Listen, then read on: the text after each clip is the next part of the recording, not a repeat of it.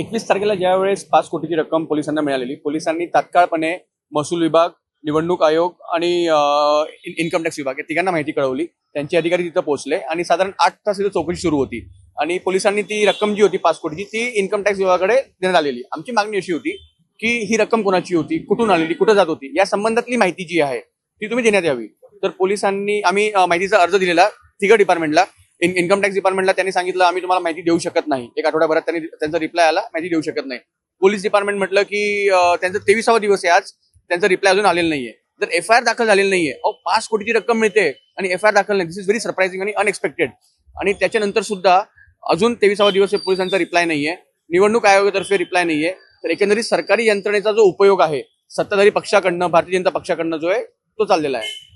तुम्ही अर्ज कोणाला दिलेत आणि उत्तर कोणाचं मिळालं आणि उत्तरामध्ये काय नेमकं सांगितलं? उत्तर फक्त इन्कम टॅक्स डिपार्टमेंटचं आलेलं आहे अजूनपर्यंत की आम्ही ही माहिती देऊ शकत नाही. पैसे कुठून आले, कुठं होते, कोणाचे होते, काहीच देऊ शकत नाही. पैसे आमच्याकडे का देण्यात आलेले त्याच्याबद्दलही त्यांनी आम्हाला उत्तर दिलेलं नाही. पोलिसांकडनं अजून उत्तर आलेलं नाहीये.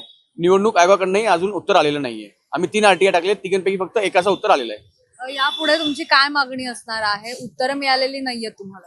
नाही, हे क्लिअर दिसतंय. म्हणजे ज्या पद्धतीने या लोकांनी चेष्टेवारी सुरू केलेली आहे. 5 कोटीची रक्कम, जिथं 1 आणि 2 लाख रुपये भेटतात तुम्ही त्यांच्यावर गुन्हे दाखल करतायत महाराष्ट्रभरात, आणि जिथं 5 कोटीची रक्कम येते त्यांच्यावर काहीच कारवाई नाही. अजून त्याच्याबद्दलची माहिती कोणी द्यायला तयार नाहीयेत. ज्यावेळेस सुरुवातीला पैसे मिळाले त्यावेळेस सर्वांनी त्याचं स्वागत केलेलं, वेलकम केलं. पूर्ण महाराष्ट्रभर ज्यावेळेस चर्चा झालेली की पुणे पोलिसांनी जे ग्रामीण पोलिसांनी ही जी रक्कम इनकॅश केलेली आहे तर त्यावर त्यांचं कौतुकही झालेलं. पण नंतर 8 तासात त्याच्यात अशा काय घटना घडल्यात की त्यानंतर हे सर्व पूर्ण गायबच झालेलं. नक्कीच माहिती देऊ शकत नाही असं त्यांच्याकडून सांगितलं जात आहे. मात्र काय नेमकी कारण आहेत, का ही माहिती देऊ शकत नाहीये? नाही, शेवटी आपल्याला माहिती आहे की भारतीय जनता पक्ष असेल, सत्ताधारी पक्ष असेल, या ज्या काही यंत्रणा आहेत ते पूर्णपणे ते त्यांना वापरून घेत आहेत, त्यांना चालवत आहेत. जर 5 कोटी रुपयावर छोटी जर लहान मारामारी जरी झाली ना तिचा गुन्हा दाखल होतो. एवढी मोठी रक्कम असताना गुन्हा दाखल होत नाही. त्याच्यात त्यांचा कोड ऑफ कंडक्टचा नियम असेल किंवा अजून काहीतरी असेल, मग निवडणूक आयोगाने तक्रार करायला पाहिजे होती किंवा इलेक्शन कमिशनने तक्रार द्यायला हवी होती. पण गुन्हा दाखल का झाला नाही हा आमचा प्रश्न आहे. आणि त्यांचा गुन्हा दाखल झालाच पाहिजे किंवा त्याची माहिती तरी तुम्ही बाहेर आणायला हवी होती.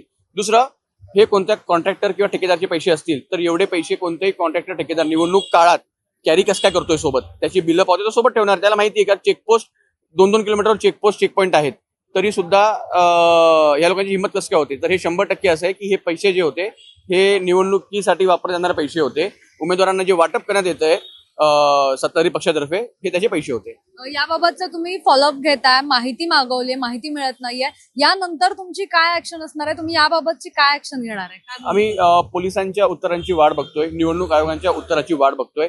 त्यानंतर कायदेशीरपणे जे काही असेल ते आम्ही नक्कीच युवक काँग्रेस म्हणून आम्ही त्यांच्यावर हे करूयात, दाखल करणार आहोत. नक्कीच.